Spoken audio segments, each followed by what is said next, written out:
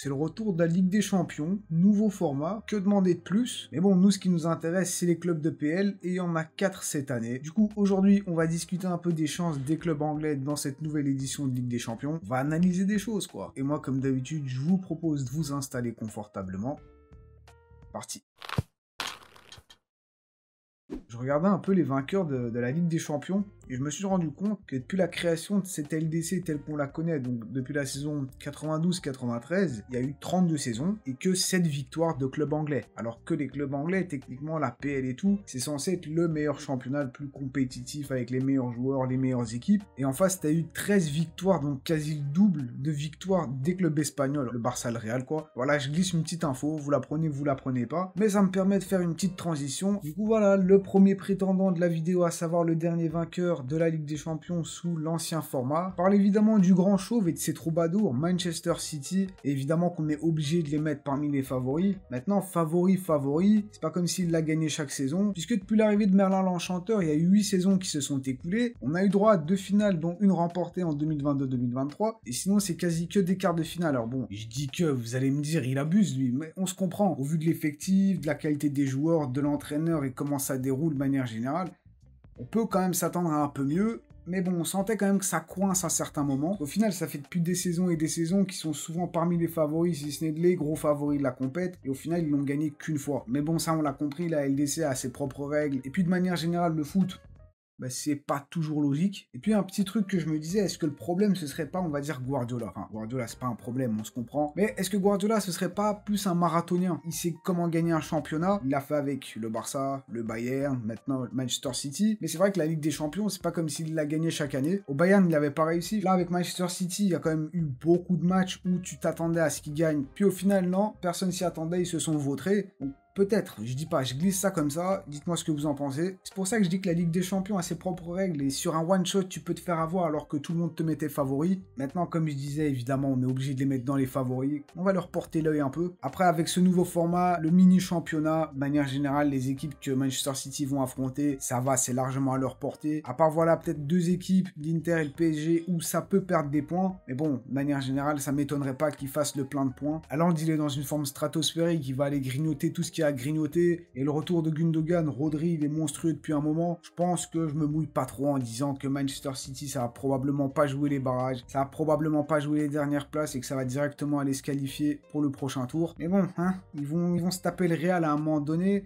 ils vont voir flou. Bon, prochaine équipe, Tottenham. Attends, non. Ah non, j'ai mal lu. Aston Villa, faut quand même souligner le gros travail de Unai Emery au Villa Park. Petite info historique, Aston Villa avait gagné l'ancêtre de la Ligue des Champions en 81-82. Et puis on se téléporte en 2010-2011, qui est la dernière année d'Aston Villa en Europe avant un bon moment. Et en plus, c'est l'Europa League. Et ils ont sauté dans les barrages. Unai Emery arrive en 2022-2023. L'année d'après, ils retrouvent l'Europe. Bon, c'est la Conference League, mais quand même, ils atteignent les demi-finales. Et quand tu vois quand même l'évolution de cette équipe, franchement, c'est impressionnant. Il a vraiment réussi à façonner cette équipe à sa façon. Il n'avait pas trop réussi ça à Arsenal. Il était parti à Villarreal, je crois qu'il avait d'ailleurs gagné l'Europa League avant de rejoindre Aston Villa. À l'époque, je me souviens encore avant de rejoindre le PSG, il avait gagné je sais pas combien de fois, je crois 3 fois d'affilée l'Europa League avec Séville. Ce qui fait quand même que c'est l'entraîneur le plus titré en Europa League avec 4 titres remportés. C'est pas rien. Alors oui, je sais bien que c'est pas l'entraîneur le plus charismatique, le plus éloquent, avec ses good evening et ses jeux de bouteille là, tu joues pas, tu joues, on se souvient tous de ça. Maintenant, quand même, faut le dire, je pense qu'il a quand même bien trouvé sa place. Il s'est bien entouré avec de très bons joueurs. Et c'est vraiment une équipe sur laquelle tu peux perdre des points, tu peux te casser les dents, peu importe qui t'es. Maintenant, soyons sérieux 2 secondes.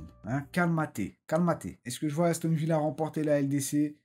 Pas trop. Après, on n'est pas à l'abri d'une surprise, évidemment. Et c'est le cas de toutes les équipes. Maintenant, si on devait être un peu plus rationnel, je pense que ça va plutôt jouer à la limite les barrages. Je sais pas s'ils sont capables d'aller directement chercher la qualification. Maintenant, si on regarde leurs adversaires, honnêtement, ça se discute. Parce que c'est quand même très serré sur beaucoup de matchs. Voilà, par exemple, avec la Juventus, je suis quand même curieux de voir ce que ça a donné. T'as Leipzig aussi, mais Leipzig, ils ont quand même beaucoup d'expérience dans la Ligue des Champions, malgré le nouveau format. T'as Monaco, ça peut être relou à jouer, surtout que c'est à l'extérieur. Évidemment, t'as le Bayern, c'est peut-être pas encore le grand Bayern, mais bon, ça risque d'être compliqué. C'est pour ça que je dis, je sais pas s'ils sont capables d'aller chercher la qualification directe. Maintenant, les barrages, je pense que ça se joue. Maintenant, il va falloir être sans pitié, aller chercher les points là où tu peux aller les chercher. Sans oublier qu'à côté, bon, c'est le cas pour toutes les équipes, mais encore plus le cas pour une équipe comme Aston Villa, t'as aussi le championnat.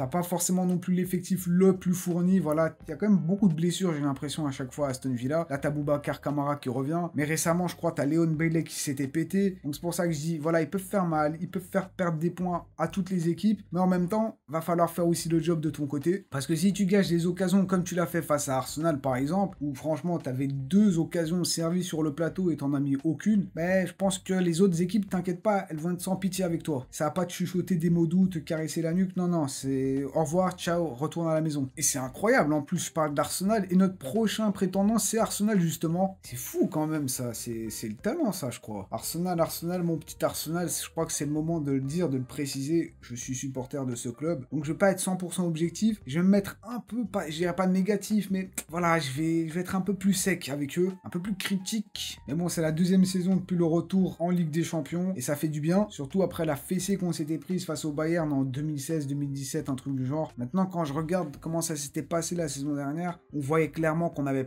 pas assez d'expérience. On s'est fait bouffer notamment par le Bayern. Et en vrai, même face à Porto, on a failli sauter. Quand on voit ces 2 matchs, c'était quand même très serré. Et face à Porto, par exemple, ça aurait été pas du tout déconnant que ce soit Porto qui passe. Et face à ces équipes, c'était un peu l'exemple du vieux. Voilà, le Bayern, c'était un peu le vieux. Il parle pas beaucoup, il fait pas grand-chose. Mais quand il fait quelque chose, c'est concret, il va droit au but. Alors que nous, on était des petits jeunes tout excités et on manquait vraiment de précision. Alors ouais, c'est bien, on avait la balle, mais quand même, c'était très très stérile, on s'était fait bouffer. Et même face à Porto, c'était exactement la même chose. Lors des phases de poule, Arsenal avait même perdu son premier match face à Lens, là, à l'extérieur. Après bon, ils se sont rattrapés avec un 6-0. Mais quand même, sur ces matchs-là, tu sentais un manque de sérénité qu'il y avait justement en championnat. C'est pas trop la même chose. Donc comme un petit manque d'expérience, et ça peut être encore le cas cette saison. Les transferts, je suis pas totalement convaincu. On a laissé partir des joueurs, on n'a pas vraiment remplacé. On a quand même fait venir des joueurs de qualité. Voilà, bon, globalement, on en a parlé dans la dernière vidéo, donc je vous renvoie si vous l'avez pas encore vu. On a un peu regardé comment ça se présentait pour cette nouvelle saison, des nouvelles blessures qui se sont rajoutées. Bon, bref, je vous renvoie à la vidéo. Une petite question qu'on pourrait aussi se poser, c'est les objectifs du club. Est-ce qu'ils veulent aller chercher cette Ligue des Champions? Bon, évidemment, si ça se présente, tu vas la chercher, tu vas pas dire non. J'ai quand même cette impression que tu as ce championnat qui reste un peu dans cette tête. Ils ont envie d'aller la chercher. Donc voilà, moi je suis quand même curieux de voir ce que ça va donner face à des grandes équipes. Je m'attends quand même à ce qu'ils passent au prochain tour. J'espère quand même que ça va pas passer par les barrages. Surtout au vu des équipes qui vont affronter, par le PSG et l'Inter encore une fois. Mais logiquement, soyons sérieux, t'es quand même censé passer au prochain tour. Sinon, on aurait une petite discussion, vous et moi, messieurs. Mais bon, passons à la dernière équipe à s'être qualifiée, à savoir Liverpool. Alors, Liverpool. J'étais censé faire une vidéo. J'étais même en train de préparer la vidéo sur Liverpool parce que je trouvais leur début de saison intéressant. Surtout que, voilà, il y a eu un nouvel entraîneur. On savait pas trop comment ça allait se passer. Au final, ça s'était bien passé. Au moment où je pensais à faire cette vidéo, 3 victoires, 3 premiers matchs, 3 victoires. 0 but encaissé, premier du championnat. Je me disais, franchement, il y a de la matière. Mais dans un coin de ma tête, je me suis quand même dit, je suis sûr, je fais la vidéo, le match d'après, ils perdent. Mais ils ont même pas attendu. Puisque ce week-end, ils sont allés perdre 1-0 face à Nottingham Forest, je crois. Mais bon, c'est pas un match qui va vraiment changer les choses. Klopp est arrivé en 2015-2016. Là, il vient de partir. Ça fait du coup au total 9 saisons qu'il a passé du côté des Reds. Sur ces 9 saisons, t'as 6 participations à la Ligue des Champions. Et tenez-vous bien, 3 finales. Bon, pas mal qu'une qui a été gagnée, mais quand même 3 finales sur 6 participations. Malheureusement pour toi, le Real au final, ça ne réussit pas tellement. Bon, c'est vrai que la saison dernière, petite erreur de parcours, tu vas en Europa League, tu la gagnes même pas, tu sautes, je crois, contre le vainqueur, l'Atalanta. Là, t'as eu l'arrivée d'Arne Slot, et qu'on se le dise honnêtement, est-ce que ça change grand-chose? Je sais pas. Parce qu'au final, l'équipe, elle a pas énormément changé. T'as toujours Mohamed Salah qui fait le taf, Virgil van Dijk, évidemment, Trent Alexander-Arnold qui revient un peu. Bref, t'as comme une équipe de Liverpool qu'il faut bien considérer, surtout au vu de leur calendrier. Alors ouais, c'est pas le plus simple, c'est vrai. C'est possible qu'ils se fassent accrocher par les barrages, avec notamment des équipes comme Leverkusen, Leipzig, évidemment le Real, tu peux perdre des points. Maintenant quand même, on s'attend à ce qu'il passe le prochain tour. Je suis quand même très curieux de voir le visage de ce Liverpool face aux grandes équipes, par exemple le Real, même les Leverkusen en vrai. Je suis quand même curieux de voir ce que ça va donner. Ça reste quand même une équipe expérimentée dans ces coupes-là,